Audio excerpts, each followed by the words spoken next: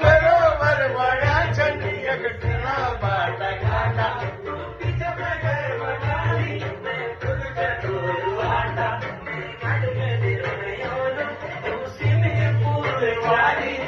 घर को पानी वालो तू पिसले वाली